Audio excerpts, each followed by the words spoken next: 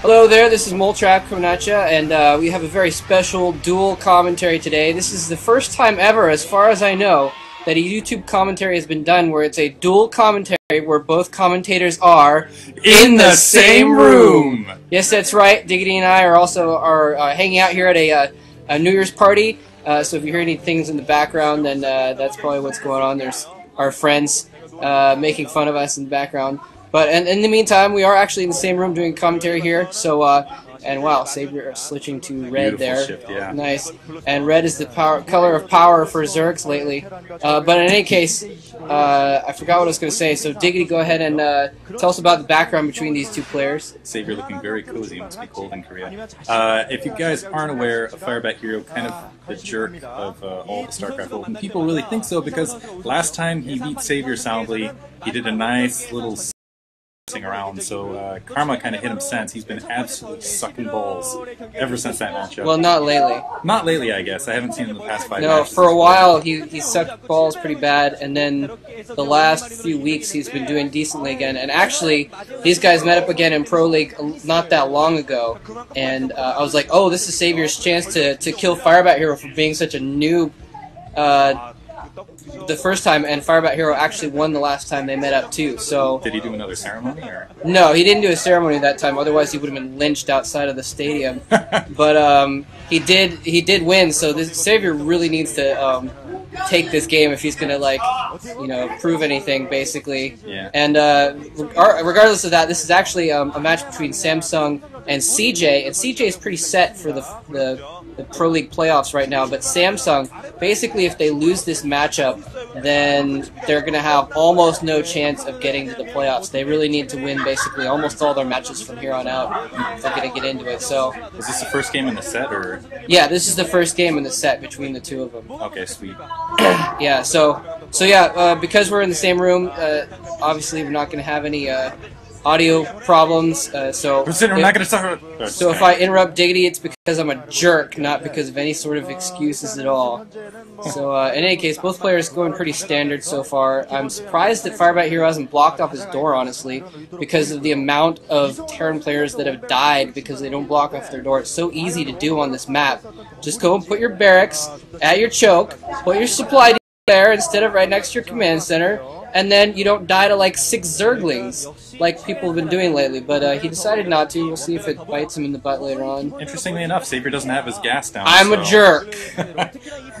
Interestingly enough, Savior doesn't have his gas down, and neither does FireBatHero. He hasn't put his gas. He didn't put it down the same time as barracks, which really suggests to me he wants to end it early. Let's see if he takes his SCV out of the base. Maybe goes for a proxy. Maybe goes for a quick 2 barracks build to try to deny it. 3rd hatchery going down. Now the gas going down for Savior. So my guess is he's probably going to go for a 3 hatch Muta, and FireBatHero immediately pushing up with those Marines. He's camping out in the middle.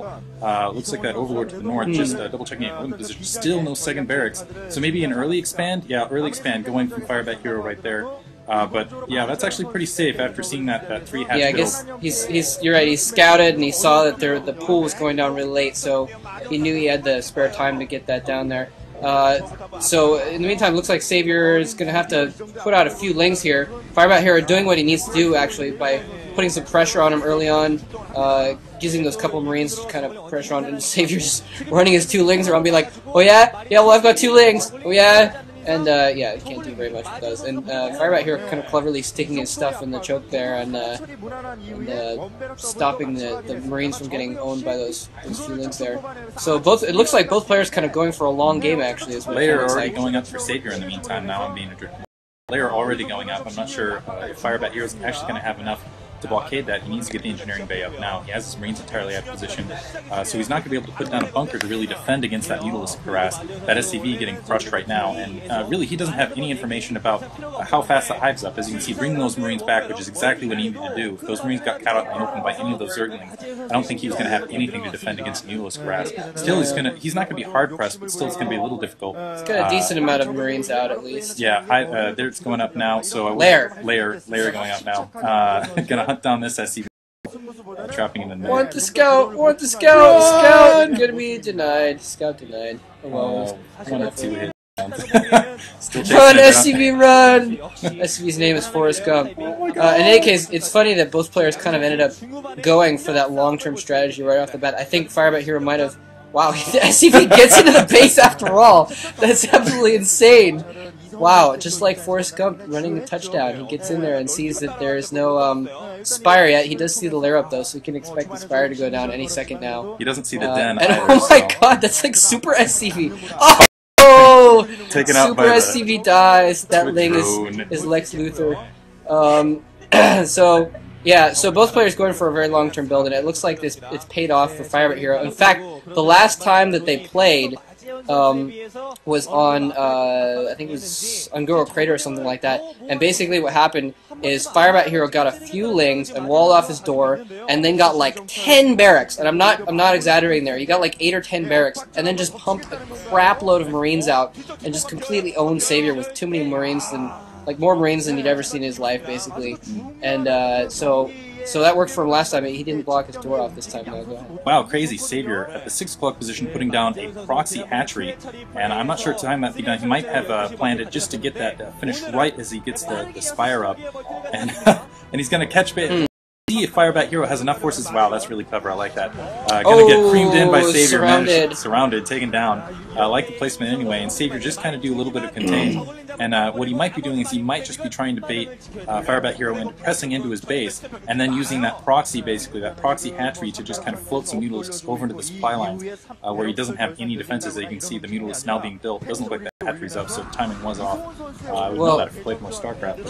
He actually did that the other day against Ruby. In his game against Ruby, he did the same thing. He kind of took a bold sort of forward expansion, and yeah, it serves to get reinforcement mutas pretty quick, but also what it does is by taking that instead of the next expansion near his base, that's an extra gas. And what basically Savior did against Ruby was just went a crap load of Mutalisks and just harassed the heck out of Ruby and got a crap load of Mutalisks, and then all of a sudden I'm like, what the heck are you doing, Savior? Get something besides mutas. And I realized, oh wait, Savior has 5 gas, and it almost worked, but Savior basically was a little bit careless with his mutas, so we'll see if he does the same thing this time. He does have a crap load of mutas going in here, and the Marines are back in the middle of his base chasing down those couple Lings, so not many Marines to block those mutas off, but he didn't have enough mutas to really do a lot of damage right off the bat there.